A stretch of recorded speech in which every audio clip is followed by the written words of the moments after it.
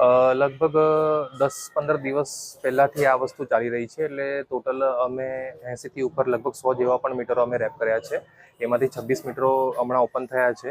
એમાંથી 2 જ metre okay નીકળ્યા છે અને બીજા જે 24 મીટરો છે એની અંદર વીજ ચોરી જે ચેડા થયેલા છે મીટરની અંદર એ વસ્તુ થયેલી છે. એટલે એ વસ્તુને અમે ગંભીરતાથી લઈને 135ની હેઠળ અમે એફઆઈઆર કરી છે અને એમની ઉપર વીજ ચોરીની જે એફઆઈઆર હોય 135ની કલમ લાગે છે અને એના પછી એમને વીજ ચોરીનો જે દંડ હોય એ આપવામાં આવે છે. અને સપોઝ એ જો એ ના ભરતા હોય તો એમની આગળ પછી સિવિલ ચાર્જશીટ પણ ફાઇલ થશે.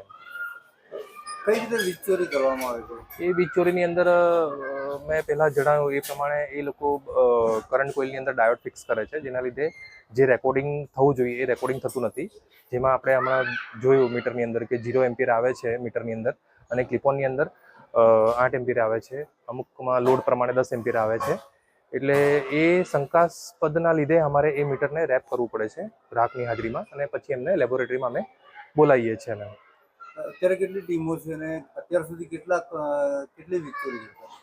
હમણાં ડેલી અમારે ક્યારેક 8 ટીમ હોય છે, ક્યારેક 16 ટીમ હોય છે. એ પ્રમાણે ટોટલ આજ દિન સુધીમાં અમે લગભગ 1 કરોડની ઉપરની વીજ ચોરી અમે પકડેલી છે અને એ જ્યારે પણ લેબોરેટરીમાં ખુલશે ત્યારે એની જે કાર્યવાહી થશે 135ની હેઠળ એ થશે.